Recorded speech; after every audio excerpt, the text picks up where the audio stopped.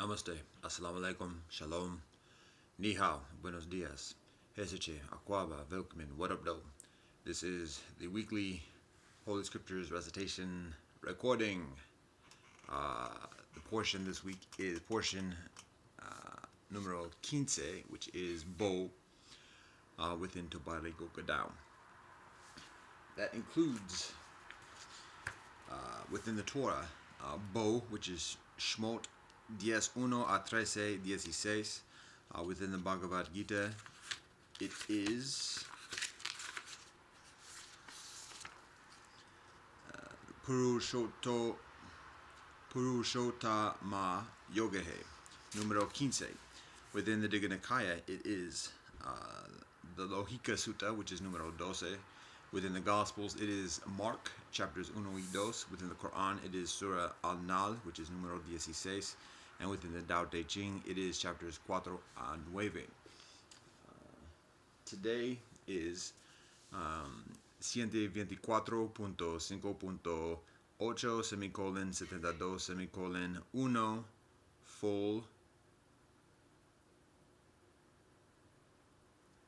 13.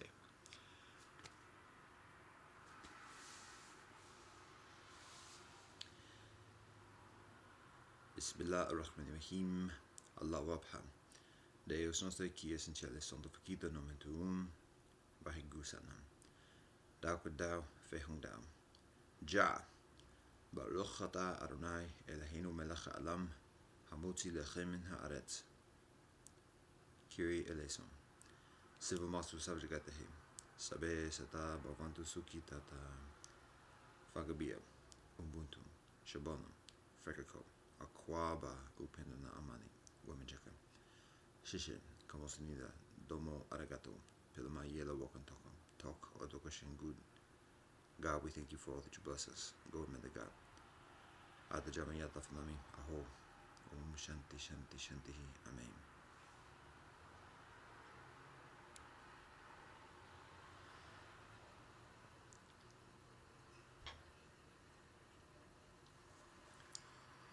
Bismillah ar-Rahman ar-Rahim. Allahu Akbar. Deus noster qui es in cielis sanctificator nomen tuum. Vahegu sanam. Dau kedau fehung dau. Ja.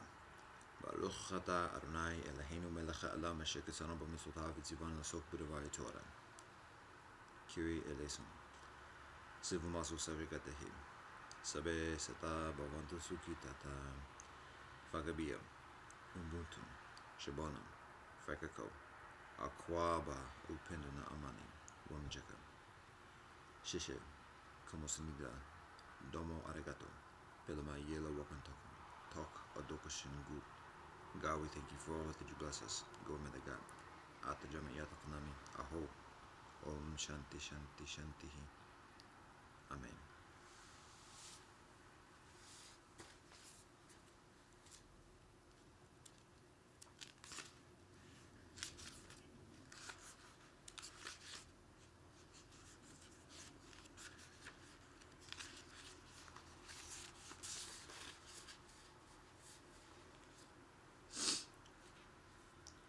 Torah, Bo, Shmot 11 a 13:16.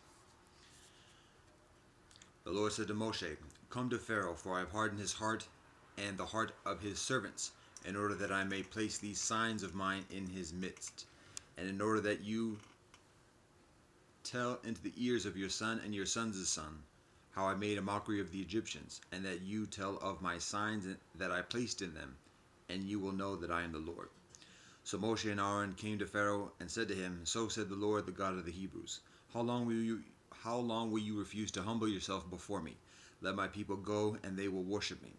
For if you refuse to let them go, behold, mañana I am going to bring locusts into your borders, and they will obscure the view of the earth, and no one will be able to see the earth. And they will eat the surviving remnant which remains for you from the hail, and they will eat all your trees that grow out of the field. And your houses and the houses of all your servants and the houses of all the Egyptians will be filled with your fars and your fars' fars did not cease since the day they were on the earth until this day. Therewith he turned and left Pharaoh. Pharaoh's servant said to him, "How long will this one be a stumbling block to us? Let the people go, and they will worship their God. Don't you yet know that Egypt is lost?" Thereupon Moshe and Aaron were brought back to Pharaoh, and he said to them, "Go, worship the Lord your God. Who are going?" Moshe said, "With our youth and with our elders we will go. With our sons and our daughters, with our flocks and with our cattle we will go, for it is a festival of the Lord to us." So he, Pharaoh, said to them, "So may the Lord be with you, just as I will let you and your young children out. See that evil is before your faces."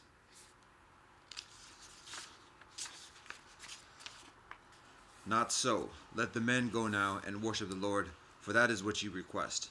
And he chased them out from before Pharaoh.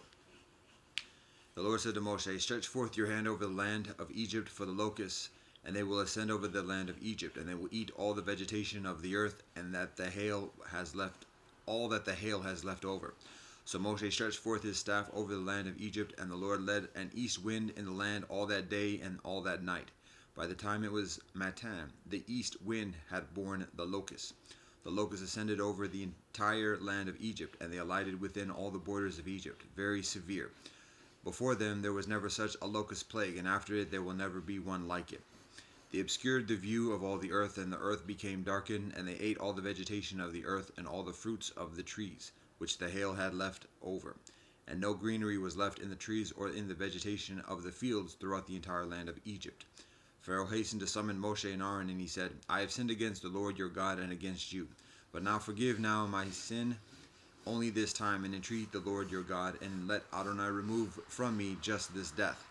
So he, Moshe, left Pharaoh and entreated the Lord. And the Lord reversed a very strong west wind, and it picked up the locusts and thrust them into the Sea of Reeds.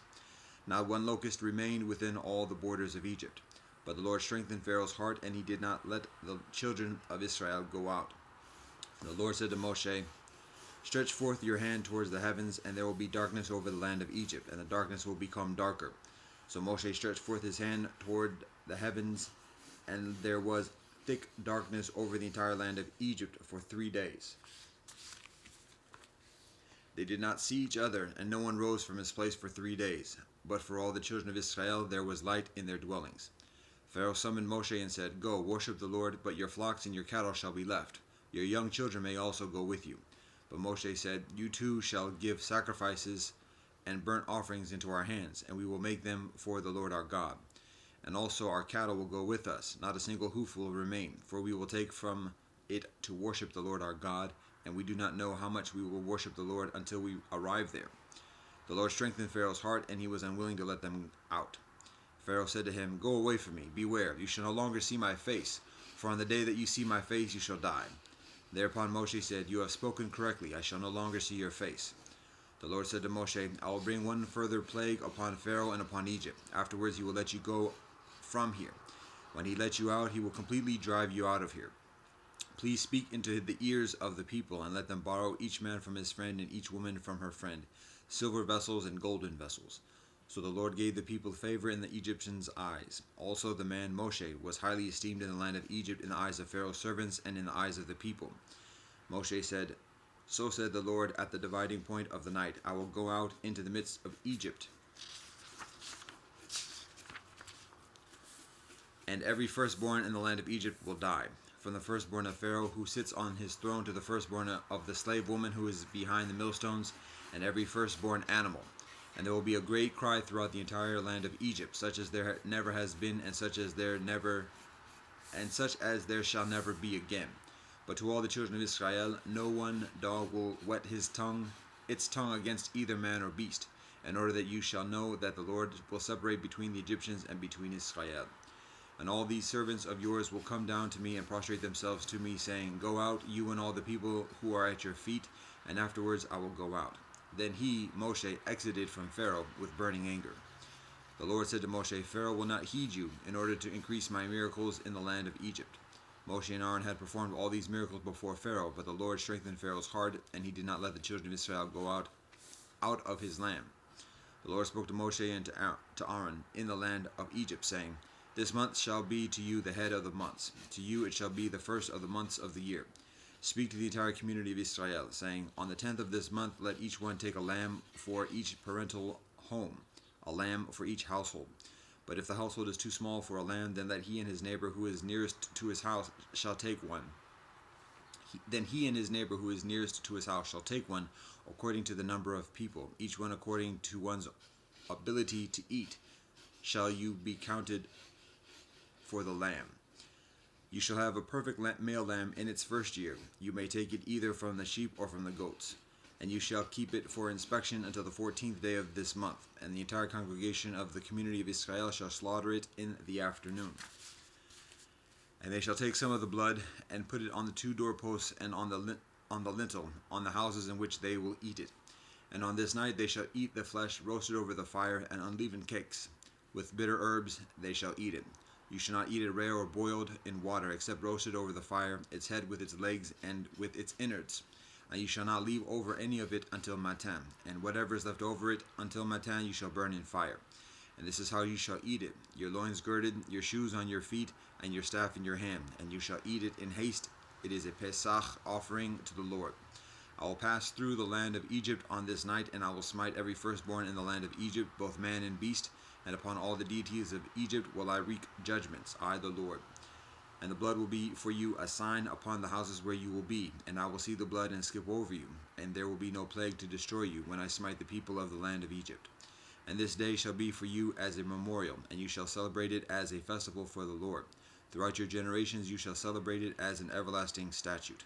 For 7 days you shall eat unleavened cakes, but on the preceding day you shall clear away all leaven from your houses. For whoever eats leaven from the first day until the 7th day, that soul shall be cut off from Israel. And on the first day there shall be a holy convocation, and on the 7th day you shall have a holy convocation. No work may be performed on them, but what is eaten by any soul, that alone may be performed for you. And you shall watch over the unleavened cakes, for on this very day I have taken your legions out of the land of Egypt, and you shall observe this day throughout your generations as an everlasting statute. In the first month, on the 14th day of the month in the evening, you shall eat unleavened cakes until the 21st day of the month in the evening.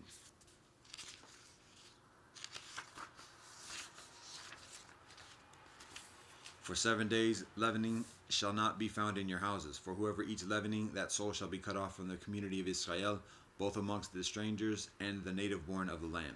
You shall not eat any leavening. Throughout all your dwellings you shall eat unleavened cakes. Moshe summoned all the elders of Israel and said to them, Draw forth or buy for yourselves sheep for your families and slaughter the Pesach sacrifice. And you shall take a bunch of hyssop and immerse it in the blood that is in the basin, and you shall extend to the lintel and to the two doorposts the blood that is in the basin, and you shall not go out, any man from the entrance of his house until Matan. The Lord will pass to smite the Egyptians, and Adonai will see the blood on the lintel and on the two doorposts, and the Lord will pass over the entrance, and Adonai will not permit the destroyer to enter your houses to smite you. And you shall keep this matter as a statute for you and for your children forever. And it shall come to pass when you enter the land that the Lord will give you, as Adonai spoke, that you shall observe this service. And it will come to pass if your children say to you, What is this service to you? You shall say, It is a Pesach sacrifice to the Lord. And Adonai passed over the houses of the children of Israel in Egypt when Adonai smote the Egyptians, and Adonai saved our houses. And the people kneeled and prostrated themselves. So the children of Israel went and did as the Lord commanded Moshe and Aaron, so they did. It came to pass at midnight, and the Lord smote every firstborn in the land of Egypt, the firstborn of Pharaoh who sits on his throne, to the firstborn of the captive who is in the dungeon, and every firstborn animal. And Pharaoh arose at night, he and all his servants and all the Egyptians, and there was a great outcry in Egypt, for there was no house in which no one was dead. So he called for Moshe and Aaron at night, and he said, Get up and get out from amongst my people, both you, as well as the children of Israel, and go, worship the Lord as you have spoken. Take also your flocks and also your cattle, as you have spoken, and go, but you shall also bless me. So the Egyptians took hold of the people to hasten to send them out of the land, for they said, We are all dead. The people picked up their dough when it was not yet leavened, for their leftovers bound in their garments on their shoulders. And the children of Israel did according to Moshe's order, and they borrowed from the Egyptians silver objects, golden objects, and garments. The Lord gave the people favor in the eyes of the Egyptians, and they lent them, and they emptied out Egypt. The children of Israel journeyed from Ramses to Sukkot, about 600,000 on foot, the men besides the young children. And also a great mixed multitude went up with them, and flocks and cattle, very much livestock. They baked the dough that they had taken out of Egypt as unleavened cakes, for it had not leavened for they were driven out of Egypt, and they could not tarry, and also they had not made provisions for themselves. And the habitation of the children of Israel that they dwelled in Egypt was 430 years. It came to pass at the end of 430 years, and it came to pass in that very day, that all the legions of the Lord went out of the land of Egypt. It is a night of anticipation for the Lord to take them out of the land of Egypt. This night is the Lord's, guarding all the children of Israel throughout their generations. The Lord said to Moshe and Aaron, "This is the statute of the Pesach sacrifice. No estranged one may partake of it. And every man's slave purchased for his money, you shall circumcise him. Then he will be permitted to partake of it. A sojourner or a hired hand may not partake of it. It must be eaten in one house. You shall not take any of the meat out of the house to the outside, neither shall you break any of its bones. The entire community of Israel shall make it. And should a proselyte reside with you, he shall make a Pesach sacrifice to the Lord. All his males shall be circumcised, and then he may approach to make it, and he will be like the native of the land, but no uncircumcised male may partake of it. There shall be one law for the native and for the stranger who resides in your midst. All the children of Israel did as the Lord had commanded Moshe and Aaron, so they did. It came to pass on that very day that the Lord took the children of Israel out of the land of Egypt with their legions. The Lord spoke to Moshe, saying, "Sanctify to me every firstborn, every one that opens the womb amongst the children of Israel, amongst man and amongst animals. It is mine." Moshe said to the people, "Remember this day when you went out of Egypt, out of the house of bondage, for with a mighty hand the Lord took you out of here, and therefore no leaven shall be eaten. Today you are going out in the month of spring, and it will come to pass that the Lord will bring you into the land of the Canaanites, the Hittites, the Amorites, the Hivites, and the Jebusites, which Adonai swore to your forefathers to give you as a land flowing with milk and honey, and you shall perform this service in this month. For 7 days you shall eat unleavened cakes, and on the seventh day there is a festival for the Lord. Unleavened cakes shall be eaten during the 7 days, and no leaven shall be seen of yours in your possession, and no leavening shall be seen of yours throughout all of your borders. And you shall tell your son on that day, saying, Because of this the Lord did this for me when I went out of Egypt. And it shall be to you as a sign upon your hand, and as a remembrance between your eyes, in order that the law of the Lord shall be in your mouth. For with a mighty hand the Lord took you out of Egypt. And you shall keep this statute at its appointed time from year to year. And it will come to pass when the Lord will bring you into the land of the Canaanites, as Adonai swore to you and to your forefathers, and Adonai has given it to you, that you shall give over to the Lord whatever opens the womb, and every miscarriage that opens the womb of an animal which will be yours, the males belong to the Lord. And every firstborn donkey you shall redeem with a lamb, and if you do not redeem it, you shall decapitate it. And every firstborn of man amongst your sons you shall redeem. It will come to pass, if your son asks you in the future, saying, What is this? You shall say to him, With a mighty hand did the Lord take us out of Egypt, out of the house of bondage. And it came to pass when Pharaoh was too stubborn to let us out, the Lord slew every firstborn in the land of Egypt, both the firstborn of man and the firstborn of beasts. Therefore I slaughter for a sacrifice all males that open the womb, and every firstborn of my sons I will redeem. And it shall be for you a sign upon your hand, and for ornaments between your eyes, for with a mighty hand did the Lord take us out of Egypt."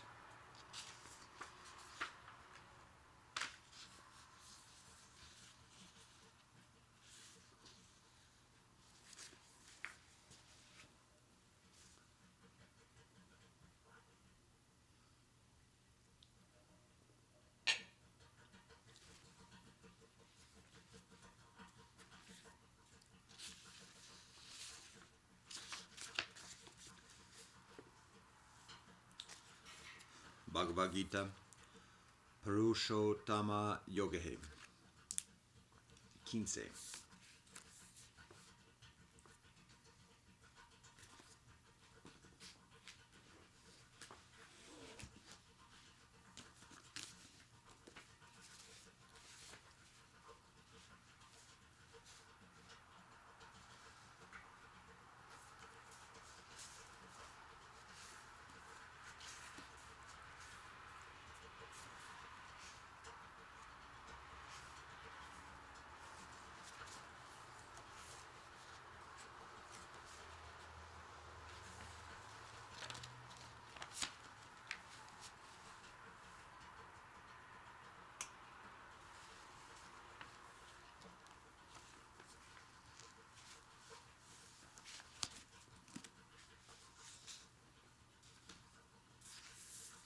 Sri Krishna said, "They speak of an imperishable Ashvata tree, with its roots above and branches below. Its leaves are the Vedas, and he who knows it knows the Vedas.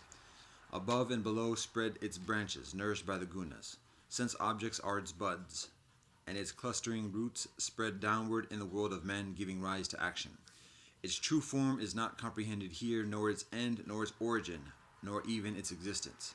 Having cut down this firm-rooted Ashvata with the strong axe of detachment, one should pray, I take refuge in that primal being from whom has streamed forth this eternal activity, and seek that goal from which they who have reached it never return."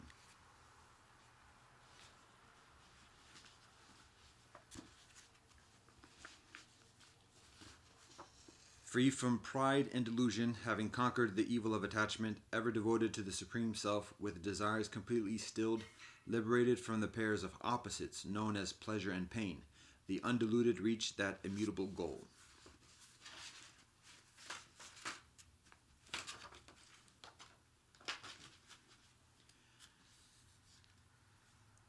It, the sun, the soleil, illumines not, nor the moon nor fire. It is my supreme abode, and they who reach it never return.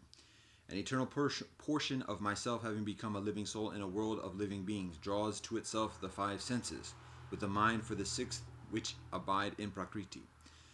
When the living spirit acquires a body, and when the living spirit leaves it, the living spirit takes these with the living spirit and goes on the living spirit's way, as the wind carries away the sense from their places.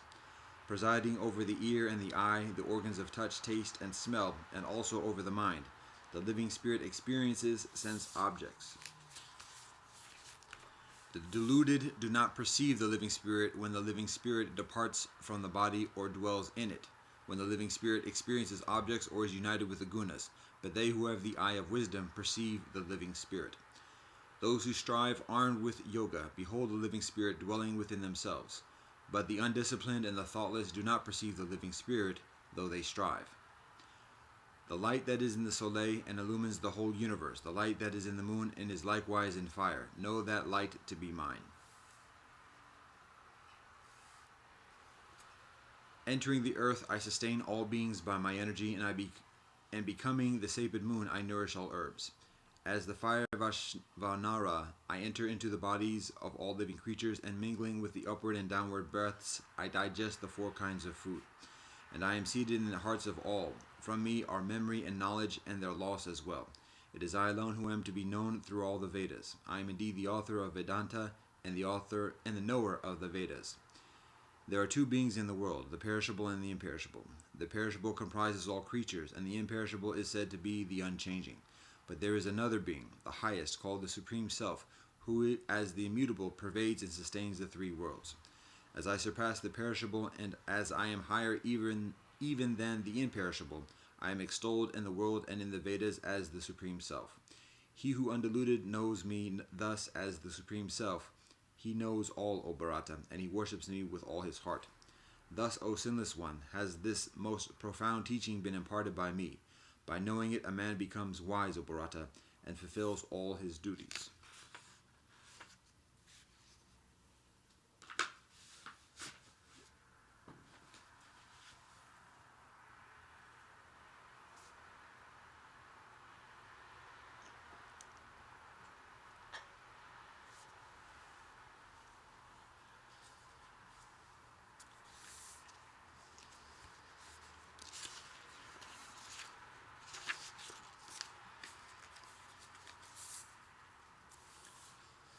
The Digha Nikaya, the Lohika Sutta, numero 12.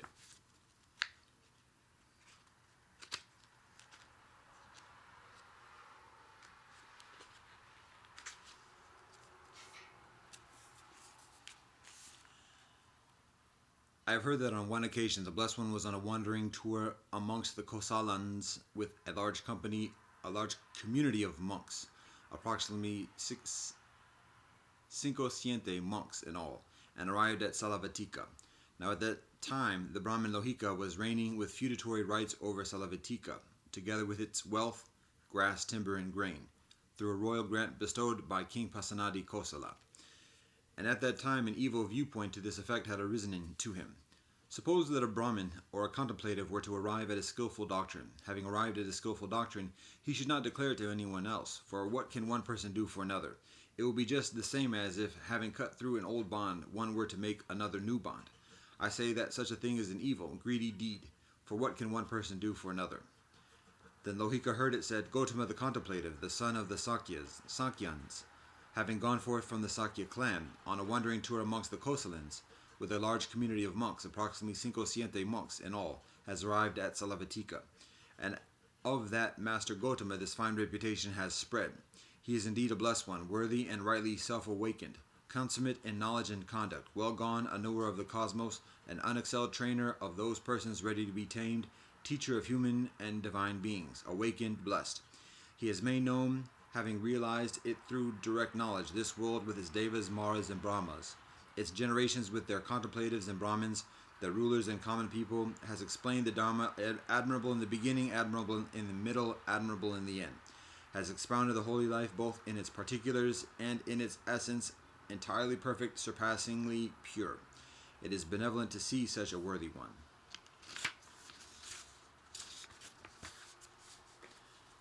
So Lohika said to Rosika the barber, Come, dear Rosika, go to Gotama the contemplative, and on arrival ask whether he is free from illness and affliction, is carefree, strong, and living in comfort, saying, The Brahmin Lohika, Master Gotama, asks whether you are free from illness and affliction, are carefree, strong, and living in comfort. And then say, May my Master Gotama, together with the community of monks, consent to Manana's meal with the Brahmin Lohika. Responding, As you say, sir, to the Brahmin Lohika, Rosika, the barber, went to the Blessed One, and on arrival, bowing down to him, sat to one side. As he was sitting there, he said to the Blessed One, The Brahmin Lohika, Master, asks whether the Blessed One is free from illness and affliction, is carefree, strong, and living in comfort. And he says, May the Blessed One, together with a community of monks, consent to Manana's meal with the Brahmin Lohika. The Blessed One consented through silence. Then Rosika, the barber, understanding the Blessed One's consent, rose from his seat, bowed down to the Blessed One, circumambulated him, keeping him to his right, and returned to the Brahmin Lohika. On arrival, he said to him, I have informed the Blessed One of your words, saying, The Brahmin Lohika, Master, asks whether the Blessed One is free from illness and affliction, is carefree, strong, and living in comfort. And he says, May the Blessed One, together with the community of monks, consent to Manana's meal with the Brahmin Lohika. And the Blessed One has consented. Then, as the night was ending, the Brahmin Lohika had choice staple and non-staple foods prepared in his own home, and then said to Rosika the barber, Come now, dear Rosika, go to Gotama the contemplative, and on arrival announce the time, saying, It is time, Master Gotama, the meal is ready. Responding, As you say, sir, the Brahmin Lohika, to the Brahmin Lohika, Rosika the barber went to the Blessed One, and on arrival, bowing down to him, stood to one side. As he was standing there, he announced the time, saying, It is time, Master, the meal is ready. Then the Blessed One, having put on his robes early in the matin, carrying his bowl and outer robe, went together with a community of monks to Salavatika.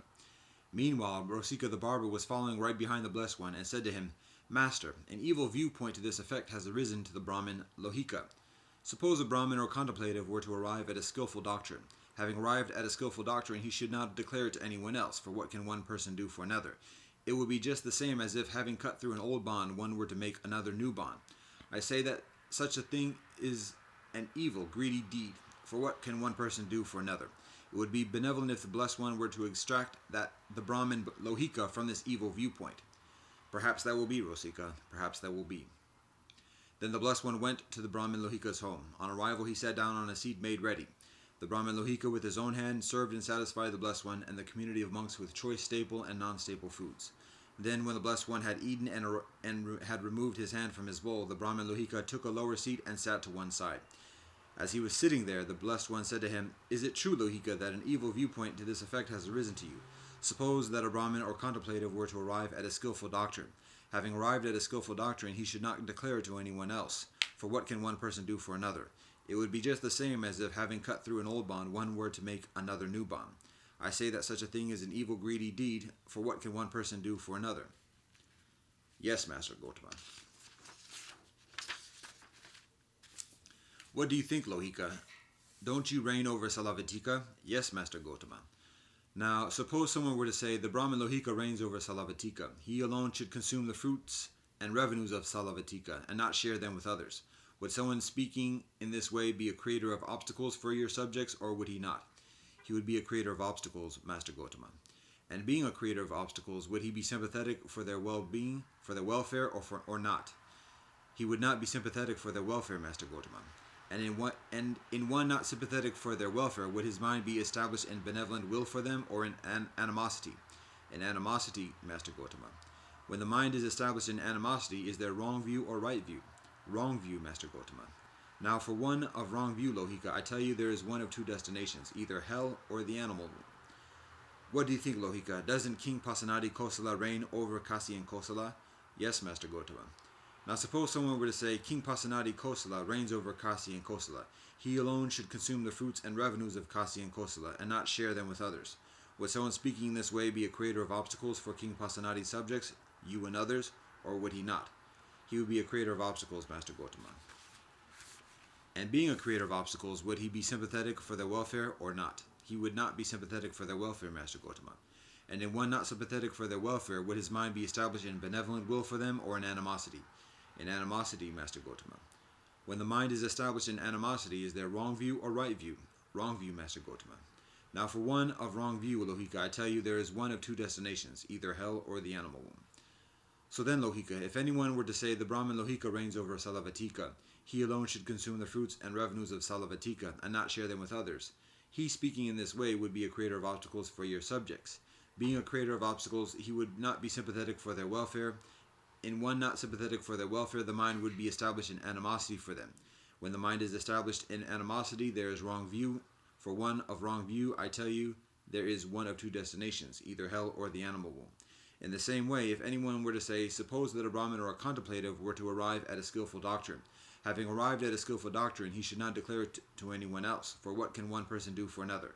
It will be just the same as if, having cut through an old bond, one were to make another new bond. I say that such a thing is an evil, greedy deed, for what can one person do for another?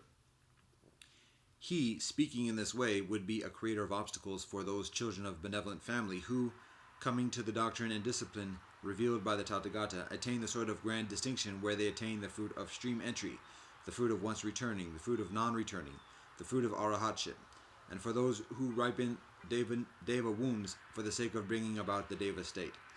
Being a creator of obstacles, he would not be sympathetic for their welfare. In one not sympathetic for their welfare, the mind would be established in animosity for them. When the mind is established in animosity, there is wrong view. For one of wrong view, I tell you, there is one of two destinations, either hell or the animal womb. And if anyone were to say, King Pasenadi of Kosala reigns over Kasi and Kosala, he alone should consume the fruits and revenues of Kasi and Kosala, and not share them with others. He speaking in this way would be a creator of obstacles for King Pasenadi's subjects, you and others.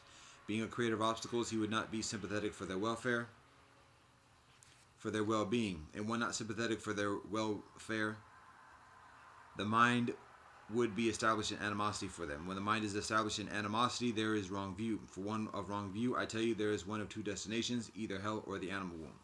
In the same way, if anyone were to say, suppose that a Brahmin or a contemplative were to arrive at a skillful doctrine, having arrived at a skillful doctrine, he should not declare it to anyone else, for what can one person do for another? It would be just the same as if cutting through an old bond, one were to make another new bond.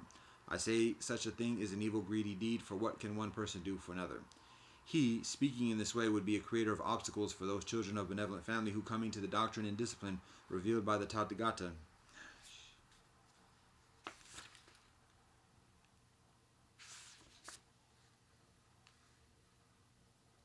he, speaking in this way, would be a creator of obstacles for those children of benevolent family who, coming to the doctrine and discipline revealed by the Tathagata, attain the sort of grand distinction where they attain the fruit of stream entry, the fruit of once returning, the fruit of non-returning, the fruit of arahatship, and also for those who ripen deva wombs for the sake of bringing about the deva state.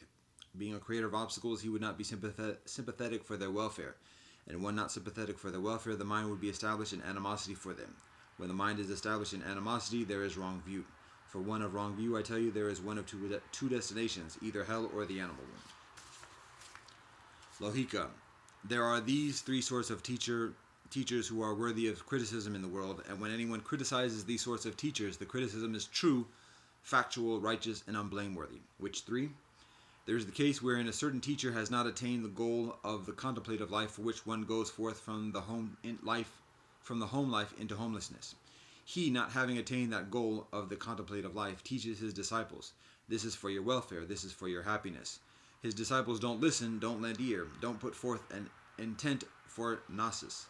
They practice in a way deviating from the teacher's instructions. He should be criticized, saying, "You, venerable sir, have not attained the goal of the contemplative life, for which one goes forth from the home life into homelessness.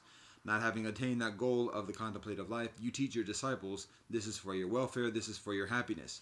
Your disciples don't listen, don't lend ear, don't put forth an intent for gnosis, and practice in a way deviating from the teacher's instructions. It's just as if a man were to pursue a woman who pulls away or to embrace one who turns her back. I say that such a thing is an evil, greedy deed, for what can one person do for another? This is the first teacher who is worthy of criticism in the world, and when anyone criticizes this sort of teacher, the criticism is true, factual, righteous, and unblameworthy. Then there is the case where a certain teacher has not attained the goal of the contemplative life, for which one goes forth from the home life into the homelessness. He, not having attained that goal of the contemplative life, teaches his disciples, "This is for your welfare, this is for your happiness." His disciples listen, lend ear, put forth an intent for gnosis, and practice in a way not deviating from the teacher's instructions. He should be criticized, saying, "You, venerable sir, have not attained the goal of the contemplative life, for which one goes forth from the home life into homelessness."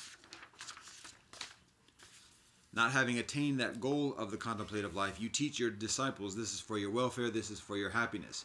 Your disciples listen, lend ear, put forth an intent for gnosis, and practice in a way not deviating from the teacher's instructions.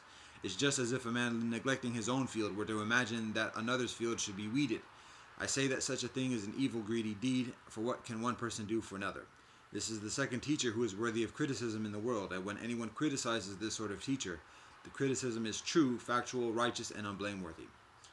Then there is the case where a certain teacher has attained the goal of the contemplative life, for which one goes forth from the home life into homelessness.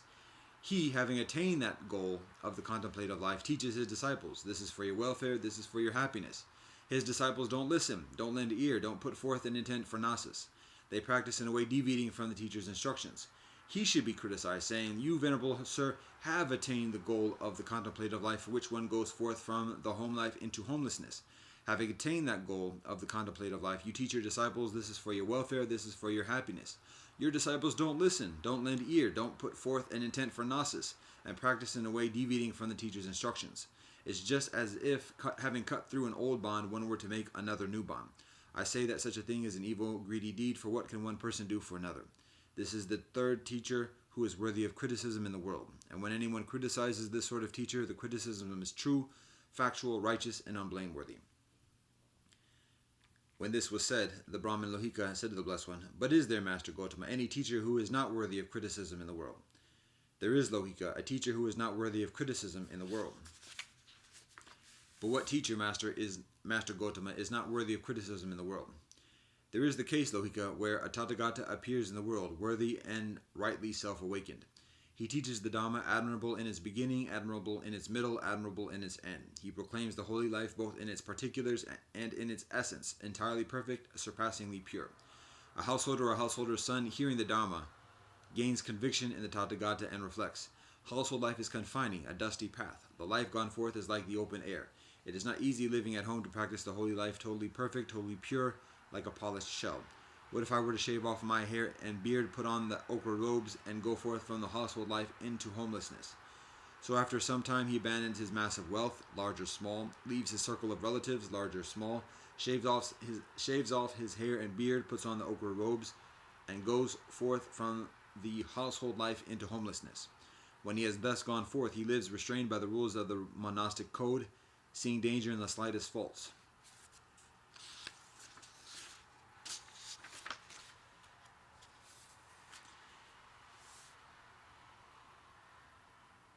Abbreviation. Endowed with this noble aggregate of virtue, this noble restraint over the sense faculties, this noble mindfulness and alertness, and this noble contentment, he seeks out a secluded dwelling, a wilderness, the shade of a tree, a mountain, a glen, a hillside cave, a charnel ground, a forest grove, the open air, a heap of straw. After his meal, returning from his alms round, he sits down, crosses his legs, holds his body erect, and brings mindfulness to the fore. Abandoning covetousness with regard to the world, he dwells with an awareness devoid of covetousness. He cleanses his mind of covetousness. Abandoning ill will and anger, he dwells with an awareness devoid of ill will.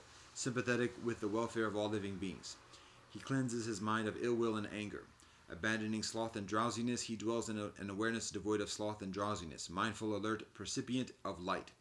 He cleanses his mind of sloth and drowsiness. Abandoning restlessness and anxiety, he dwells undisturbed, his mind inwardly still. He cleanses his mind of restlessness and anxiety. Abandoning uncertainty, he dwells having crossed over uncertainty, with no perplexity with regard to skillful mental qualities. He cleanses his mind of uncertainty. Suppose that a man taking a loan invests it in his business affairs. His business affairs succeed. He repays his old debts, and there is extra left over for maintaining his wife.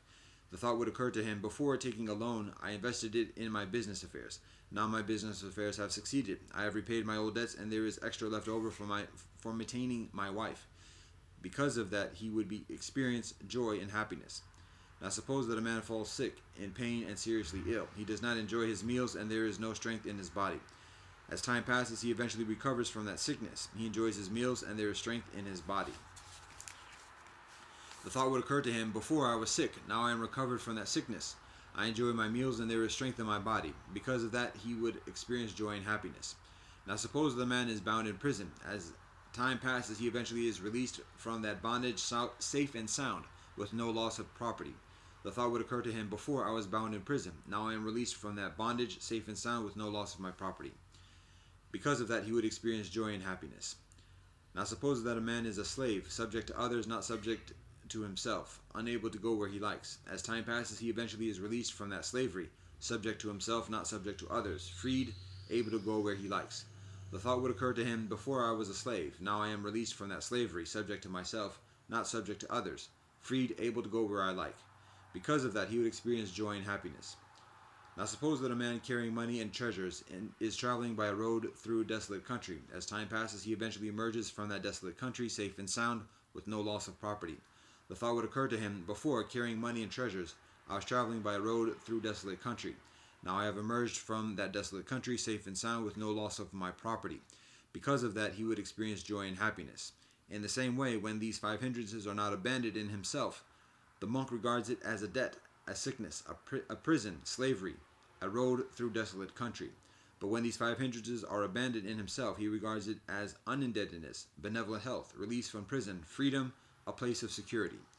Seeing that they have been abandoned within him, he becomes glad. Glad, he becomes enraptured. Enraptured, his body grows tranquil. His body tranquil, he is sensitive to pleasure. Feeling pleasure, his mind becomes concentrated. Quite withdrawn from sensuality, withdrawn from unskillful mental qualities, he enters and remains in the first jhana. Rapture and pleasure born from withdrawal, accompanied by directed thought and evaluation. He permeates and pervades, suffuses and fills this very body with the rapture and pleasure born from withdrawal. Just as if a skilled bathman or bathman's apprentice would pour bath powder into a brass basin and knead it together, sprinkling it again and again with water, so that his ball of bath powder, saturated, moistened, laden, permeated within and without, would nevertheless not drip. Even so the monk permeates this very body with the rapture and pleasure born of withdrawal. There is nothing of his entire body unpervaded by rapture and pleasure born from withdrawal. When a disciple of a teacher attains this sort of grand distinction, Lohika, that is a teacher not worthy of criticism in the world, and if anyone were to criticize this sort of teacher, the criticism would be false, unfactual, unrighteous, and blameworthy. Further, with the stilling of directed thoughts and evaluations, he enters and remains in the second jhana. Rapture and pleasure born of composure, unification of awareness free from directed thought and evaluation, internal assurance. He permeates and pervades, suffuses and fills this very body with the rapture and pleasure born of composure. Just like a lake with spring water welling up from within, having no inflow from the east, west, north, or south, and with the skies supplying abundant showers time and again, so that the cool fount of water welling up from within the lake would permeate and pervade, suffuse and fill it with cool waters, there being no part of the lake unpervaded by the cool waters. Even so, the monk permeates this very body with the rapture and pleasure born of composure. There is nothing of this entire body unpervaded by rapture and pleasure born of composure. When a disciple of a teacher attains this sort of grand distinction, Lohika, that is a teacher not worthy of criticism in the world. And if anyone were to criticize this sort of teacher, the criticism would be false, unfactual, unrighteous, and blameworthy. And further, with the fading of rapture, he remains equanimous, mindful and alert, and senses pleasure with the body. He enters and remains in the third jhana, of which the noble ones declare equanimous and mindful. He has a pleasant abiding. He permeates and pervades, suffuses and fills this very body with a pleasure divested of rapture. Just as in a lotus pond, some of the lotuses born and growing in the water stay immersed in the water and flourish without standing up out of the water, so that they are permeated and pervaded, suffused and filled with cool water from their roots to their tips, and nothing of those lotuses would be unpervaded with cool water. Even so, the monk permeates this very body with the pleasure divested of rapture. There is nothing of his entire body unpervaded with pleasure divested of rapture. When a disciple of a teacher attains this sort of grand distinction, Lohika, that is a teacher not worthy of criticism in the world. And if anyone were to criticize this sort of teacher, the criticism would be false, unfactual, unrighteous, and blameworthy. And further, with the abandoning of pleasure and pain, as with the earlier disappearance of elation and distress, he enters and remains in the fourth jhana, purity of equanimity, mindfulness, and neither pleasure nor pain. He sits permeating the body with a pure, bright awareness, just as if a man were sitting covered from head to toe with a white cloth, so that there would be no part of his body to which the white cloth did not extend. Even so, the monk sits permeating the body with a pure, bright awareness. There is nothing of his entire body unpervaded by pure, bright awareness. When a disciple of a teacher attains this sort of grand distinction, Lohika, that is a teacher not worthy of criticism in the world. And if anyone were to criticize this sort of teacher, the criticism would be factual. The criticism would be false, unfactual, unrighteous, and blameworthy. With his mind thus concentrated, purified, and bright, unblemished, free from defects, pliant, malleable, steady, and attained to imperturbability, he directs and inclines it to knowledge and vision. He discerns, this body of mine is endowed with form, composed of the four primary elements, born of more and far, nourished with rice and porridge, subject to inconstancy, rubbing, pressing, dissolution, and dispersion. And this consciousness of mine is supported here and bound up here, just as if there were a beautiful beryl gem of the purest water, 8-faceted, well-polished, clear, limpid, consummate in all its aspects. And going through the middle of it was a blue, yellow, red, white, or brown thread. And a man with benevolent eyesight, taking it in his hand, were to reflect on it thus: this is a beautiful beryl gem of the purest water, 8-faceted, well-polished, clear, limpid, consummate in all its aspects. And in this, going through the middle of it, is a blue, yellow, red, white, or brown thread. In the same way, with his mind thus concentrated, purified, and bright, unblemished, free from defects, pliant, malleable, steady, and attained to imperturbability, the monk directs and inclines it to knowledge and vision. He discerns, this body of mine is endowed with form, composed of the four primary elements, born from more and far, nourished with rice and porridge, subject to inconstancy, rubbing, pressing, dissolution, and dispersion. And this consciousness of mine is supported here and bound up here. When a disciple of a teacher attains this sort of grand distinction, Lohika, that is a teacher not worthy of criticism in the world. And if anyone were to criticize this sort of teacher, the criticism would be false, unfactual, unrighteous, and blameworthy. With his mind thus concentrated, purified, and bright, unblemished, free from defects, pliant, malleable, steady, and attained to imperturbability, he directs and inclines it to creating a mind-made body. From this body he creates another body, endowed with form, made of the mind, complete in all its parts, not inferior in its faculties.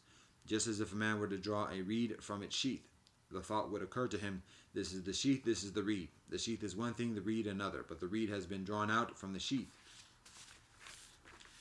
Or as if a man were to draw a sword from its scabbard, the thought would occur to him, this is the sword, this is the scabbard. The sword is one thing, the scabbard another, but the sword has been drawn out from the scabbard. Or as if a man were to pull a snake from its slough, the thought would occur to him, this is the snake, this is the slough. The snake is one thing, the slough another, but the snake has been pulled out from the slough. In the same way, with his mind thus concentrated, purified, and bright, unblemished, free from defects, pliant and malleable, steady and attained to imperturbability, the monk directs and inclines it to creating a mind-made body. From this body he creates another body, endowed with form, made of the mind, complete in all its parts, not inferior in its faculties. When a disciple of a teacher attains this sort of grand distinction, Lohika, that is a teacher not worthy of criticism in the world. And if anyone were to criticize this sort of teacher, the criticism would be false, unfactual, unrighteous, and blameworthy. With his mind thus concentrated, purified, and bright, unblemished, free from defects, pliant, malleable, steady, and attained to imperturbability, he directs and inclines it to the modes of supranormal powers. He wields manifold supranormal powers. Having been one, he becomes many. Having been many, he becomes one. He appears, he vanishes. He goes unimpeded through walls, ramparts, and mountains as if through space. He dives in and out of the earth as if it were water. He walks on water without sinking as if it were dry land. Sitting cross-legged, he flies through the air like a winged bird. With his hand he touches and strokes even the soleil and moon, so mighty and powerful. He exercises influence with his body even as distant as the Brahma worlds. Just as a skilled potter or his assistant could craft from well-prepared clay whatever kind of pottery vessel he likes, or as a skilled ivory carver or his assistant could craft from well-prepared ivory any kind of ivory work he likes, or as a skilled goldsmith or his assistant could craft from well-prepared gold any kind of gold article he likes. In the same way, with his mind thus concentrated, purified, and bright, unblemished, free from defects, pliant, malleable, steady, and attained to imperturbability, the monk directs and inclines it to the modes of supernormal powers. He exercises influence with his body even as distant as the Brahma worlds. When a disciple of a teacher attains this sort of grand distinction, Lohika, that is, a teacher not worthy of criticism in the world, and if anyone were to criticize this sort of teacher, the criticism would be false, unfactual, unrighteous, and blameworthy. With his mind thus concentrated, purified, and bright, unblemished, free from defects, pliant, malleable, steady, and attained to imperturbability, he directs and inclines it to the divine ear element. He hears by means of the divine ear element, purified and surpassing the human, both kinds of sounds, divine and human, whether near or distant. Just as if a man traveling along a highway were to hear the sounds of kettle drums, small drums, conches, cymbals, and tom-toms, he would know that is the sound of kettle drums, that is the sound of small drums, that is the sound of conches, that is the sound of cymbals, and that is the sound of tom-toms. In the same way, with his mind thus concentrated, purified, and bright, unblemished, free from defects, pliant, malleable, steady, and attained to imperturbability, the monk directs and inclines it to the divine ear element. He hears by means of the divine ear element, purified and surpassing the human, both kinds of sounds, divine and human, whether near or distant. When a disciple of a teacher attains this sort of distinction, Lohika, that is a teacher not worthy of criticism in the world, and if anyone were to criticize this sort of teacher, the criticism would be false, unfactual, unrighteous, and blameworthy. With his mind thus concentrated, purified, and bright, unblemished, free from defects, pliant, malleable, steady, and attained to imperturbability, he directs and inclines it to knowledge of the awareness of other beings. He knows the awareness of other beings, other individuals, having encompassed it with his own awareness. He discerns a mind with passion as a mind with passion, and a mind without passion as a mind without passion. He discerns a mind with aversion as a mind with aversion, and a mind without aversion as a mind without aversion. He discerns a mind with delusion as a mind with delusion, and a mind without delusion as a mind without delusion. He discerns a restricted mind as a restricted mind, and a scattered mind as a scattered mind. He discerns an enlarged mind as an enlarged mind, and an unenlarged mind as an unenlarged mind. He discerns an excelled mind, one that is not at the most excellent level, as an excelled mind, and an unexcelled mind as an unexcelled mind. He discerns a concentrated mind as a concentrated mind, and an unconcentrated mind as an unconcentrated mind. He discerns a released mind as a released mind, and an unreleased mind as an unreleased mind. Just as a young woman or man fond of ornaments, examining the reflection of her own face in a bright mirror or a bowl or of clear water, would know blemished if it were blemished, or unblemished if it were not. In the same way, with his mind thus concentrated, purified, and bright, unblemished, free from defects, pliant, malleable, steady, and attained to imperturbability, the monk directs and inclines it to knowledge of the awareness of other beings. He knows the awareness of other beings, other individuals, having encompassed it with his own awareness. He discerns a mind with passion as a mind with passion, and a mind without passion as a mind without passion, a released mind as a released mind, and an unreleased mind as an unreleased mind.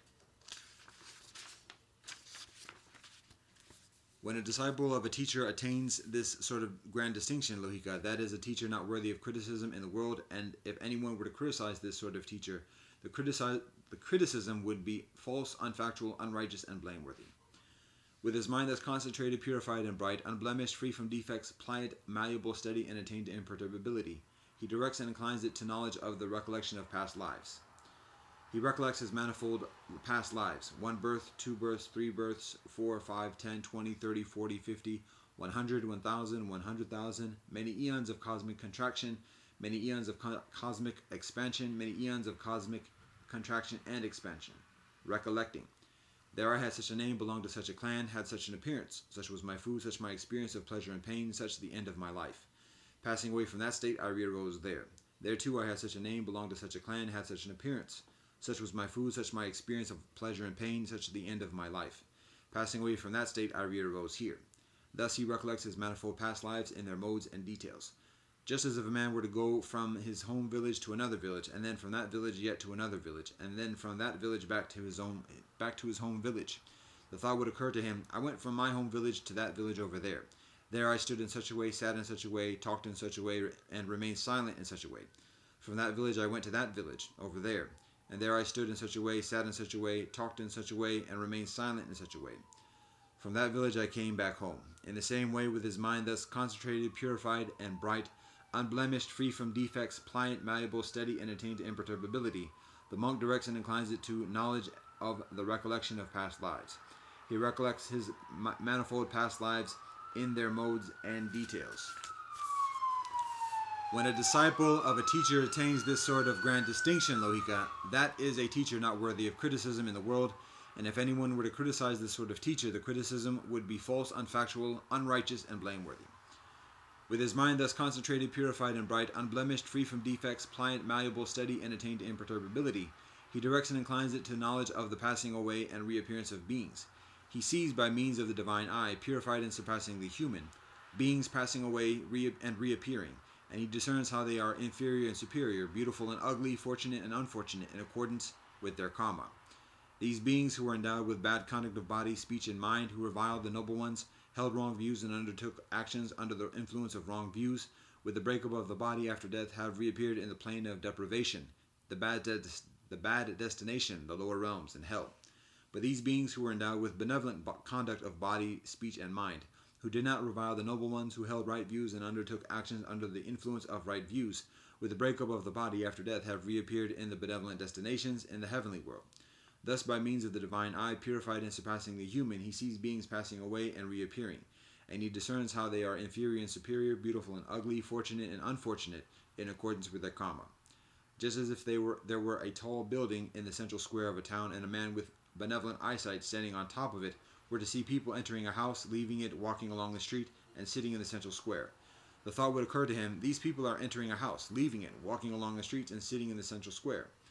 In the same way, with his mind thus concentrated, purified, and bright, unblemished, free from defects, pliant, malleable, steady, and attained to imperturbability, the monk directs and inclines it to knowledge of the passing away and reappearance of beings.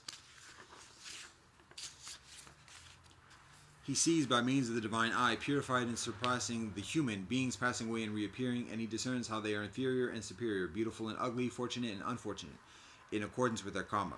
When a disciple of a teacher attains this sort of grand distinction, Lohika, that is a teacher not worthy of criticism in this world, and if anyone were to criticize this sort of teacher, the criticism would be false, unfactual, unrighteous, and blameworthy. With his mind thus concentrated, purified, and bright, unblemished, free from defects, pliant, malleable, steady, and attained to imperturbability, the monk directs and inclines it to knowledge of the ending of the mental fermentations. He discerns as it has come to be that this is stress, this is the origin of stress, this is the cessation of stress, this is the way leading to the cessation of stress.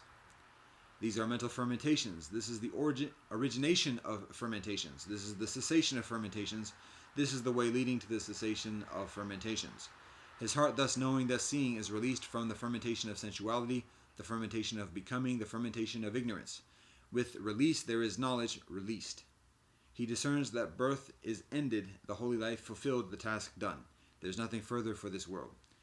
Just as if there were a pool of water in a mountain glen, clear, limpid, and unsullied, where a man with benevolent eyesight standing on the bank could see shells, gravel, and pebbles, and also shoals of fish swimming about and resting.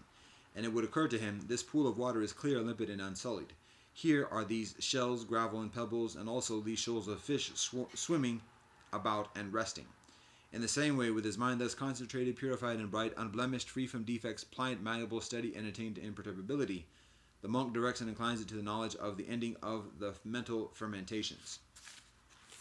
He discerns as it has come to be that this is stress, this is the origination of stress, this is the cessation of stress, this is the way leading to the cessation of stress. These are the mental fermentations. This is the origination of the fermentations. This is the cessation of the fermentations. This is the way leading to the cessation of fermentations. His heart, thus knowing, thus seeing, is released from the fermentation of sensuality, the fermentation of becoming, the fermentation of ignorance. With release there is knowledge released. He discerns that birth is ended, the holy life fulfilled, the task done. There is nothing further for this world. When a disciple of a teacher attains this sort of grand distinction, Lohika, that is a teacher not worthy of criticism in the world, and if anyone were to criticize this sort of teacher, the criticism would be false, unfactual, unrighteous, and blameworthy. When this was said, the Brahmin Lohika said to the Blessed One, Master Gotama, it's as if a man having seized by the hair another man who was falling into the pit of hell were to pull him up and set him on firm ground. In the same way, Master Gotama has pulled me up as I was falling into the pit of hell and has set me on firm ground. Magnificent, Master Gotama, magnificent. Just as if he were to place upright what was overturned, to reveal what was hidden, to show the way to one who was lost, or to carry a lamp into the dark so that those with eyes could see forms. In the same way has Master Gotama, through many lines of reasoning, made the Dharma clear. I go to Master Gotama for refuge, to the Dharma and to the community of monks, the Sangha of monks. May Master Gotama remember me as a lay follower who has gone to him for refuge from this day forward for life.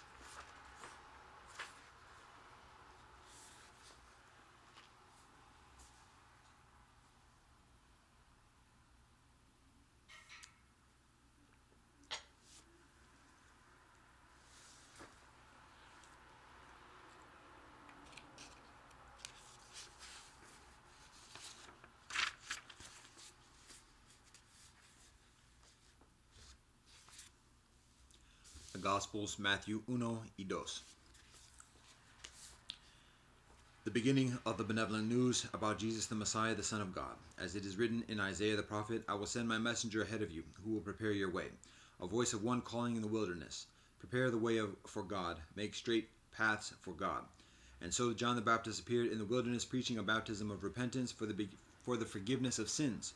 The whole Judean countryside and all the people of Jerusalem went out to him, confessing their sins. They were baptized by him in the Jordan River.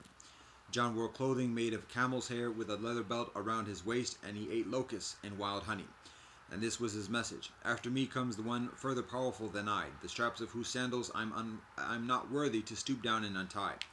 I baptize you with water, but he will baptize you with the Holy Spirit. At that time Jesus came from Nazareth in Galilee and was baptized by John in the Jordan. Just as Jesus was coming up out of the water, he saw heaven being torn open and the Spirit descending on him like a dove. And a voice came from heaven, You are my Son, whom I love. With you I am well pleased. At once the Spirit sent him out into the wilderness. And he was in the wilderness 40 days, being tempted by Satan. He was with wild animals, and angels attended him.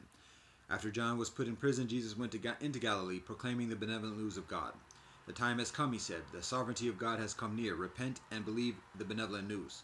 As Jesus walked beside the Sea of Galilee, he saw Simon and his brother Andrew casting a net into the lake, for they were fishermen. Come, follow me, Jesus said, and I will send you out to fish for people. At once they left their nets and followed him. When he had gone a little further, he saw James, son of Zebedee, and his brother John in a boat, preparing their nets. Without delay he called them, and they left their father Zebedee in the boat with the hired man and followed him. They went to Capernaum, and when Shabbat came, Jesus went into the synagogue and began to teach. The people were amazed at his teaching, because he taught them as one who had authority, not as the teachers of the law. Just then a man in their synagogue, who was possessed by an impure spirit, cried out, What do you have to do with us, Jesus of Nazareth? Have you come to destroy us? I know who you are, the Holy One of God. Be quiet, said Jesus sternly. Come out of him. The impure spirit shook the man violently and came out of him with a shriek. The people were all so amazed that they asked each other, What is this? A new teaching, and with authority? He even gives orders to impure spirits, and they obey him. News about him spread quickly over the whole region of Galilee. As soon as they left the synagogue, they went with James and John to the home of Simon and Andrew. Simon's mother-in-law was in bed with a fever, and they immediately told Jesus about her. So he went to her, took her hand, and helped her up. The fever left her, and she began to wait on them. That evening, after soleil set, the people brought to Jesus all the sick and demon-possessed. The whole town gathered at the door, and Jesus healed many who had various diseases. He also drove out many demons, but he would not let the demons speak because they knew who he was. Very early in the matin, whilst it was still dark, Jesus got up, left the house, and went off to a solitary place where he prayed. Simon and his companions went to look for him, and when they found him, they exclaimed, "Everyone is looking for you." Jesus replied, "Let us go somewhere else, to the nearby villages, so I can preach there also. That is why I have come." So he traveled throughout Galilee, preaching in their synagogues and driving out demons. A man with leprosy came to him and begged him on his knees, "If you are willing, you can make me clean." Jesus was indignant. He reached out with his hand and touched the man. "I am willing," he said, "be clean." Immediately the leprosy left him and he was cleansed. Jesus sent him away at once with a strong warning.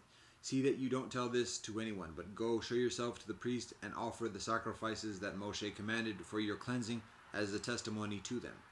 Instead, he went out and began to talk freely, spreading the news. As a result, Jesus could no longer enter a town openly, but stayed outside in lonely places. Yet the people still came to him from everywhere.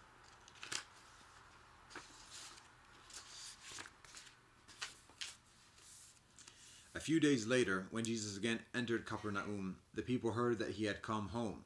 They gathered in such large numbers that there was no room left, not even outside the door, and he preached the word to them. Some men came bringing to him a paralyzed man, carried by 4 of them. Since they could not get him to Jesus because of the crowd, they made an opening in the roof above Jesus by digging through it and then lowered the mat the man was lying on. When Jesus saw their faith, he said to the paralyzed man, "Son, your sins are forgiven." Now some teachers of the law were sitting there, thinking to themselves, "Why does this fellow talk like that? He's blaspheming. Who can forgive sins but God alone?" Immediately Jesus knew in his spirit that this was what they were thinking in their hearts, and he said to them, "Why are you thinking these things? Which is easier, to say to this paralyzed man, 'Your sins are forgiven,' or to say, 'Get up, take your mat and walk'? But I want you to know that the Son of Man has authority on earth to forgive sins." So he said to the man, "I tell you, get up, take your mat, and go home." He got up, took his mat, and walked out in full view of them all. This amazed everyone, and they praised God, saying, "We have never seen anything like this." Once again, Jesus went out beside the lake. A large crowd came to him, and he began to teach them. As he walked along, he saw Levi, son of Alphaeus, sitting at the tax collector's booth. "Follow me," Jesus told him, and Levi got up and followed him. Whilst Jesus was having dinner at Levi's house, many tax collectors and sinners were eating with him and his disciples, for there were many who followed him.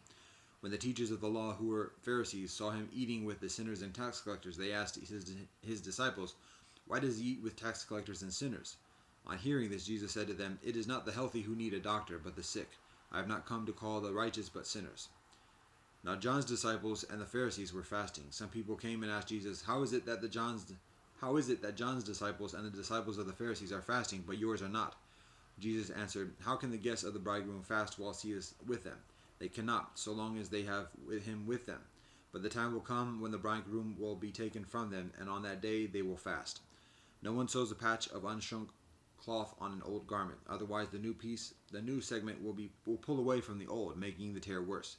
And no one pours new wine into old wineskins, otherwise the wine will burst the skins, and both the wine and the wineskins will be ruined. No, they pour new wine into new wineskins." One Shabbat, Jesus was going through the grain fields, and as his disciples walked along, they began to pick some heads of grain. The Pharisees said to him, "Look, why are they doing what is unlawful on Shabbat?" He answered, "Have you never read what David did when he and his companions were hungry and in need? In the days of Abiathar the high priest, he entered the house of God and ate the consecrated bread, which is lawful only for priests to eat, and he also gave some to his companions. Then he said to them, Shabbat was made for man, not man for Shabbat. So the Son of Man is master even of Shabbat."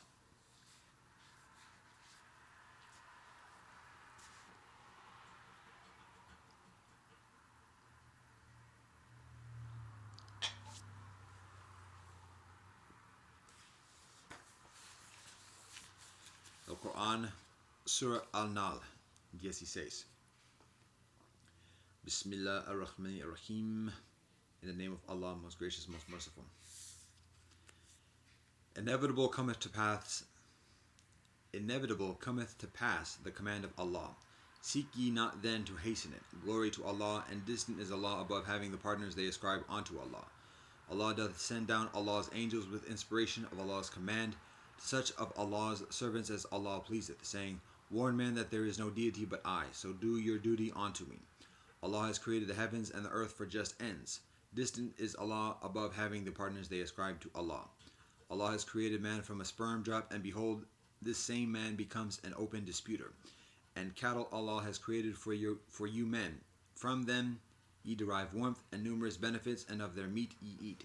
And ye have a sense of pride and beauty in them, as ye drive them home in the evening, and as ye lead them forth to pasture in the matin. And they carry your heavy loads to lands that ye could not otherwise reach, except with souls distressed. For your Lord is indeed most kind, most merciful. And Allah has created horses, mules, and donkeys for you to ride and utilize for show, and Allah has created other things of which you have no knowledge. And unto Allah leads straight the way, but there are ways that turn aside. If Allah had willed, Allah could have guided all of you. It is Allah who sends down rain from the sky. From it ye drink, and out of it grows the vegetation on which ye feed your cattle. With it Allah produces for you grain, olives, date palms, grapes, and every kind of fruit. Verily in this is a sign for those who give thought. Allah has made subject to you the night and the day, the soleil and the moon, and the stars are in subjection by Allah's command. Verily in this are signs for men who are wise. And the things on this earth which Allah has multiplied in varying colors and qualities. Verily in this is a sign for men who celebrate the praises of Allah in gratitude. It is Allah who has made the sea subject, that ye may eat thereof flesh that is fresh and tender, and that ye may extract therefrom ornaments to wear. And thou seest the ships therein that plow the waves, that ye may seek thus of the bounty of Allah, and that ye may be grateful. And Allah has set up on the earth mountains standing firm, lest it should shake with you, and rivers and roads, that ye may guide yourselves, and marks and signposts, and by the stars men guide themselves. Is then Allah who creates like one who creates not? Will ye not receive admonition? If ye would count up the favors of Allah, never would ye be able to number them. For Allah is all forgiving, most merciful. And Allah doth know what ye conceal and what ye reveal. Those whom they invoke besides Allah create nothing, and are themselves created. They are things dead, lifeless, nor do they know when they will be raised up. Your God is one Allah. As to those who believe not in the hereafter, their hearts refuse to know, and they are arrogant. Undoubtedly Allah doth know what they conceal and what they reveal. Verily Allah loveth not the arrogant. When it is said to them, what is it that your Lord has revealed? They say, tales of the ancients. Let them bear on the day of judgment their own burdens in full, and also something of the burdens of those without knowledge whom they misled. Alas, how grievous the burdens they will bear. Those before them did also plot against Allah's way, but Allah took their structures from their foundations, and the roof fell down on them from above, and the wrath seized them from directions they did not perceive. Then on the day of judgment Allah will cover them with shame, and say, where are my partners concerning whom ye used to dispute with the holy? Those endued with knowledge will say, this day indeed are the unbelievers covered with shame and misery, namely those whose lives the angels take in a state of wrongdoing to their own souls. Then would they offer submission with the pretense, we did no evil knowingly. The angels will not reply, nay, but verily Allah knoweth all that ye did. So enter the gates of hell to dwell therein. Thus evil indeed is the abode of the arrogant. To the righteous, when it is said, what is it that your Lord has revealed? They say, all that is benevolent. To those who do benevolence, there is benevolence in this world, and the home of the hereafter is even better and excellent. Indeed is the home of the righteous. Gardens of eternity which they will enter. Beneath them flow pleasant rivers. They will have therein all that they wish. Thus doth Allah reward the righteous, namely those whose lives the angels take in a state of purity, saying to them, peace be on you. Enter ye the garden because of the benevolence which ye did in the world. Do the unholy wait until the angels come to them, or there comes the command of thy Lord for their doom? So did those who went before them. But Allah wronged them not, nay, they wronged their own souls. But the evil results of their deeds overtook them, and that very wrath at which they had scoffed hemmed them in. The worshippers of false deities say, if Allah had so willed, we should not have worshipped aught but Allah. Neither we nor our fathers, nor should we have prescribed prohibitions other than Allah's. So did those who went before them. But what is the mission of apostles but to preach the clear message?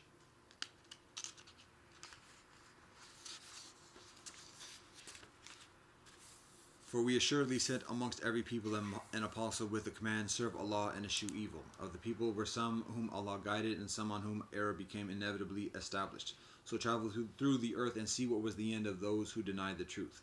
If thou art anxious for their guidance, yet Allah guideth not such as Allah leaves to astray, and there is none to help them. They swear their strongest oaths by Allah that Allah will not raise up those who die. Nay, but it is a promise binding on Allah in truth, but most amongst men realize it not. They must be raised up in order that Allah may manifest to them the truth of that wherein they differ, and that the rejectors of truth may realize that they had indeed surrendered to falsehood. For anything which we have willed, we but say the word be, and it is. To those who leave their homes in the cause of Allah after suffering oppression, we will assuredly give a benevolent home in this world. But truly the reward of the hereafter will be greater, if they only realize this. They are those who persevere in patience and put their trust on their Lord. And before thee also the apostles we sent were but men, to whom we granted inspiration. If you realize this not, ask of those who possess the message. We sent them with clear signs and books of dark prophecies, and we have sent down unto thee also the message, that thou mayest explain clearly to men what is sent for them, and that they may give thought. Do then those who devise evil plots feel secure that Allah will not cause the earth to swallow them up, or that the wrath will not seize them from directions they little perceive, or that Allah may not call them to account in the midst of their goings to and fro, without a chance of their frustrating Allah, or that Allah may not call them to account by a process of slow wastage, for thy Lord is indeed full of kindnesses and mercy. Full of kindness and mercy. Do they not look at Allah's creation, even amongst inanimate things, how their very shadows turn round from the right and the left, prostrating themselves to Allah, and that in the humblest manner? And to Allah doth obeisance all that is in the heavens and on earth, and whether moving living creatures or the angels, for none are arrogant before their Lord. They all revere their Lord high above them, and they do all that they are commanded. Allah has said, take not for worship two deities, for Allah is just one Allah. Then fear me and me alone. To Allah belongs whatever is in the heavens and on earth, and to Allah is duty due always. Then will ye fear other than Allah. And ye have no benevolent things but is from Allah. And further, when ye are touched by distress, unto Allah ye cry with groans. Yet when Allah removes the distress from you, behold, some of you turn to other deities to join with their Lord, as if to show their ingratitude for the favors we have bestowed on them. Then enjoy your brief day, but soon will ye know your folly. And they even assign to things they do not know a portion out of that which we have bestowed for their sustenance. By Allah ye shall certainly be called to account for your false inventions. And they assign daughters for Allah. Glory be to Allah, and for themselves sons, the issue they desire. When news is brought to one of them of the birth of a female child, his face darkens, and he is filled with inward grief. With shame does he hide himself from his people because of the bad news he has had. Shall he retain it on sufferance and contempt, or bury it in the dust? Ah, what an evil choice they decide on.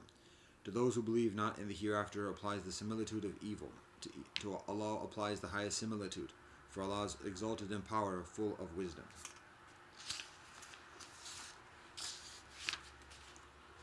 If Allah were to punish men for their wrongdoings, Allah would not leave on the earth a single living creature, but Allah gives them respite for a stated term.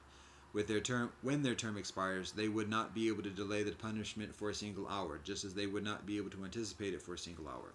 They attribute to Allah what they hate for themselves, and their tongues assert the falsehood that all benevolent things are for themselves. Without doubt for them is the fire, and they will be the first to be hastened on into it. By Allah, we also sent our apostles to peoples before thee, but Satan made to the wicked their own acts seem alluring. He is also their patron today, but they shall have a most grievous penalty. And we sent down the book to thee for the express purpose that thou shouldst make clear to them those things in which they differ, and that it should be a guide and a mercy to those who believe. And Allah sends down rain from the skies and gives therewith life to the earth after its death. Verily, this is a sign for those who listen. And verily in cattle too will ye find an instructive sign. From what is within their bodies between excretions and blood we produce for your drink milk pure and agreeable to those who drink it. And from the fruit of the date palm and the vine ye get out a wholesome drink and food. Behold, in this is a sign for those who are wise. And thy Lord taught the bee to build its cells in hills, on trees, and in men's habitations, then to eat of all the produce of the earth, and find with skill the spacious paths of its Lord. There issues from within their bodies a drink of varying colors, wherein is healing for men. Verily in this is a sign for those who give thought. It is Allah who creates you and takes your souls at death, and of you there are some that are who are sent back to a feeble age, so that they know nothing after having known much. For Allah is all knowing, all powerful. Allah has bestowed Allah's gifts of sustenance further freely on some of you than on others. Those further favored are not going to throw back their gifts to those whom their right hands possess, so as to be equal in that respect. Will they then deny the favors of Allah? And Allah has made for you mates and companions of your own nature, and made for you out of them sons and daughters and grandchildren, and provided for your sustenance of the best. Will they then believe in vain things and be ungrateful for Allah's favors, and worship others than Allah, such as have no power over of providing for them for sustenance with anything in heaven or earth, and cannot possibly have such power? Invent not similitudes for Allah knoweth and ye know not. Allah sets forth the parable of two men, one a slave under the dominion of another, he has no power of any sort, and the other a man of whom we have bestowed benevolent favors from ourselves, and he spends thereof freely, privately, and publicly. Are the two equal? By no means. Praise be to Allah, but most of them understand not. Allah sets forth another parable of two men, one of them dumb, with no power of any sort. A wearisome burden is he to his master, whichever way he directs him, he brings no benevolence. Is such a man equal with one who commands justice and is on a straight way? To Allah belongeth the mystery of the heavens and the earth, and the decision of the hour of judgment is as the twinkling of an eye, or even quicker, for Allah hath power over all things. It is Allah who brought you forth from the wombs of your moors when ye knew nothing, and Allah gave you hearing and sight and intelligence and affections, that ye may give thanks to Allah. Do they not look at the birds held poised in the midst of the air and the sky? Nothing holds them up but the power of Allah. Verily in this are signs for those who believe.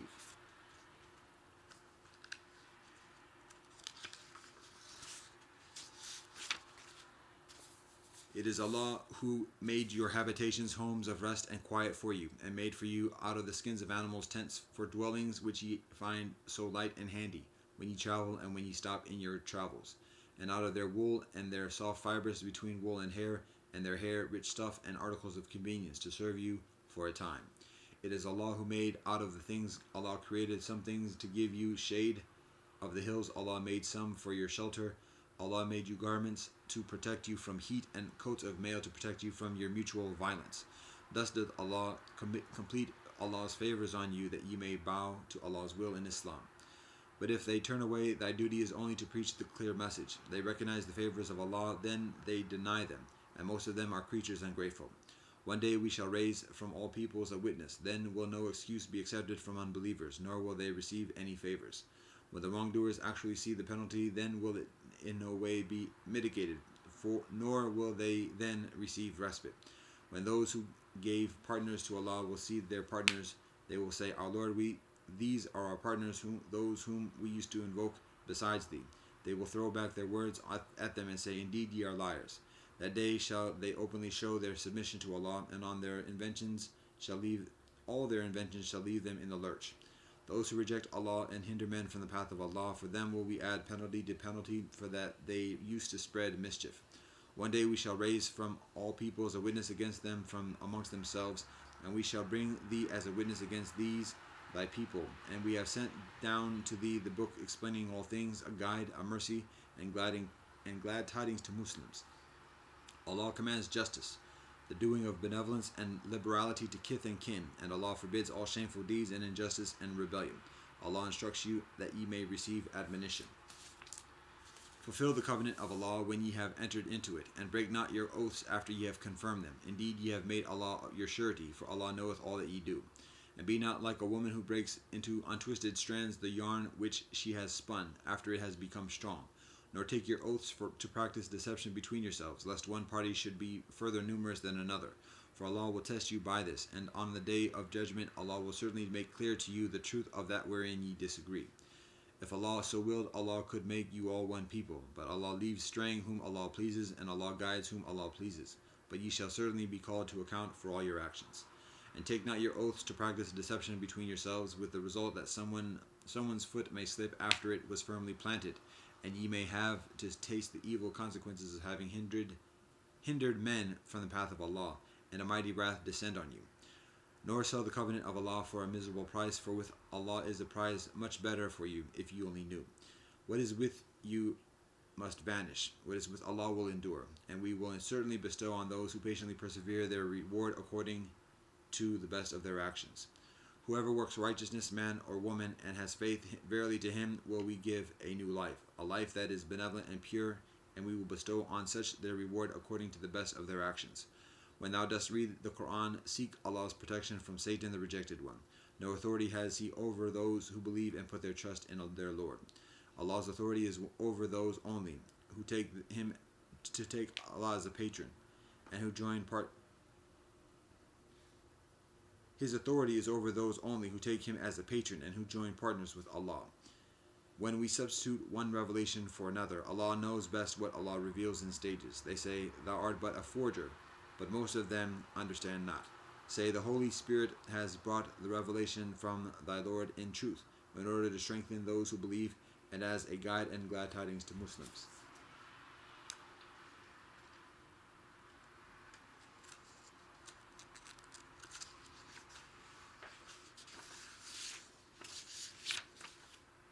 We know indeed that they say it is a man that teaches him. The tongue of him that wickedly point to is notably foreign, whilst this is Arabic, pure and clear.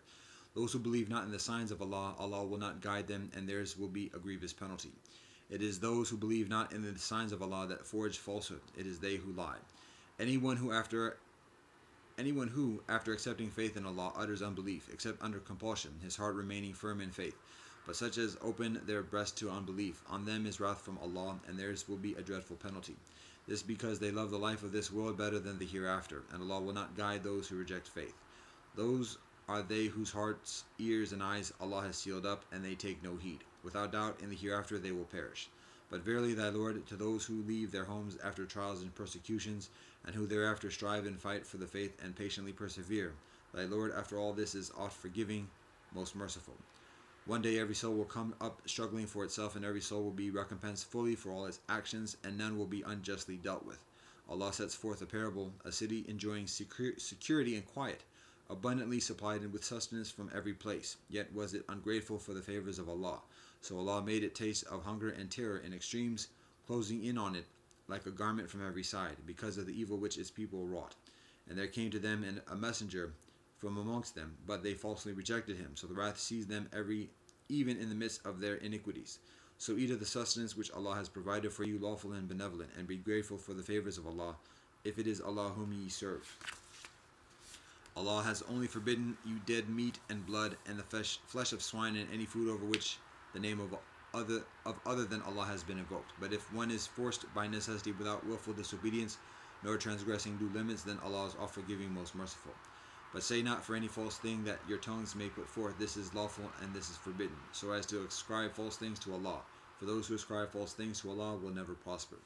And such falsehood is but a paltry benefit, but they will have a most grievous penalty.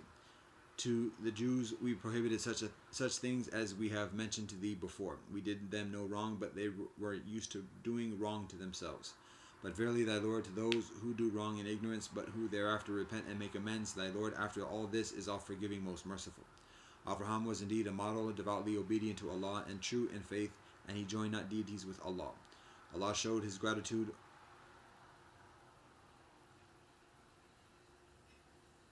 He showed his gratitude for the favors of Allah, who chose him and guided him to a straight way. And we gave him benevolence in this world, and he will be in the hereafter in the ranks of the righteous. So we have taught thee the inspired message, follow the ways of Abraham, the true in faith, and he joined not deities with Allah. Shabbat was only made strict for those who disagreed as to its observance, but Allah will judge between them on the day of judgment as to their differences. Invite all to the way of thy Lord with wisdom and beautiful preaching, and argue with them in ways that are best and most gracious. For thy Lord knoweth best who have strayed from Allah's path and who receive guidance. And if ye do catch them out no worse than they catch you out. But if ye show patience, that is indeed the best course for those who are patient. And do thou be patient, for thy patience is but from Allah, nor grieve over them, and distress not thyself because of their plots.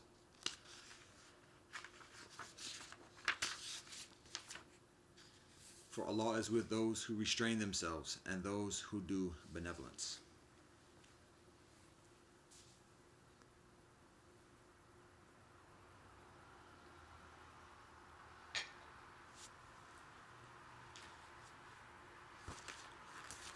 Tao Te Ching 4:9.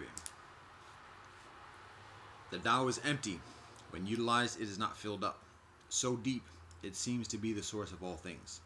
It blunts the sharpness, unravels the knots, dims the glare, mixes the dusts. So indistinct it seems to exist. I do not know whose offspring it is. Its image is the predecessor of the emperor.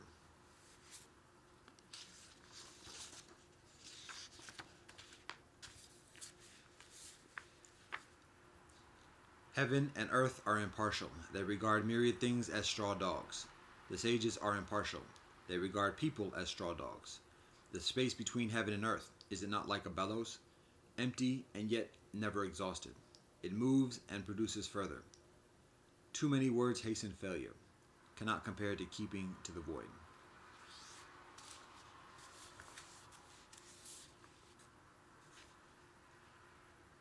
The valley spirit undying is called the mystic female. The gate of the mystic female is called the root of heaven and earth. It flows continuously, barely perceptible. Utilize it, it is never exhausted.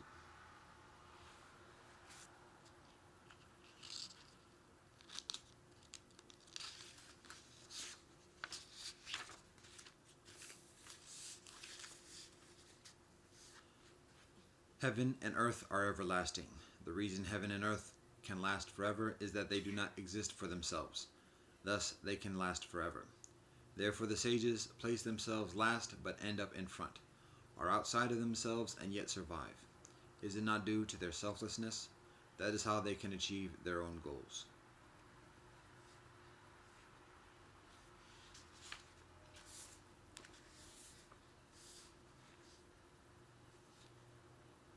The highest benevolence resembles water.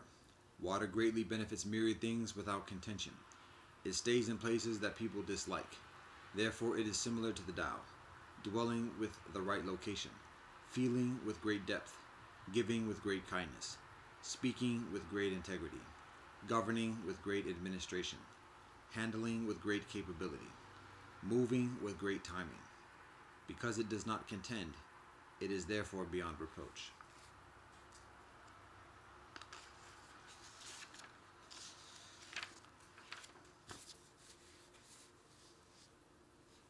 Holding a cup and overfilling it cannot be as beneficial as stopping short.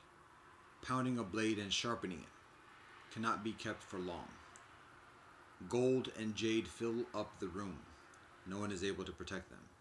Wealth and possession bring arrogance and leave disasters upon oneself. When achievement is completed, fame is attained. Withdraw oneself. This is the Tao of heaven.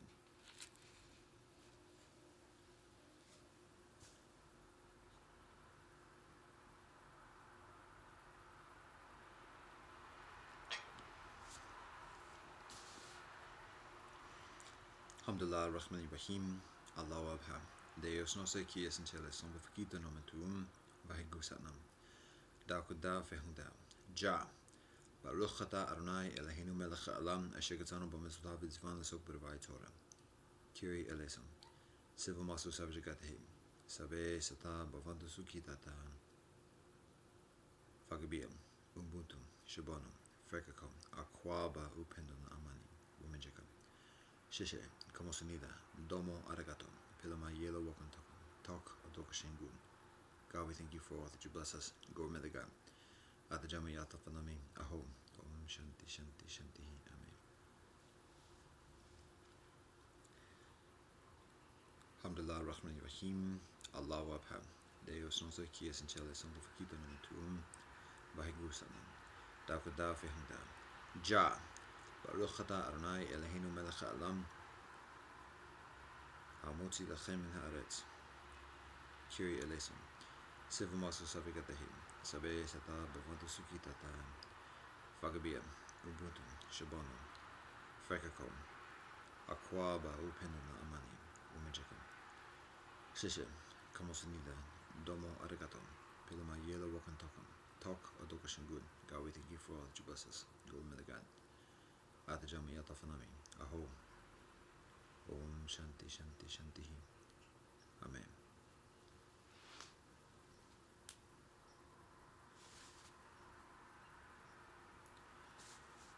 Namaste, assalamu alaikum, shalom, zaijian, adios, tehe chakaris, asamudu, kele ufred. One love and peace.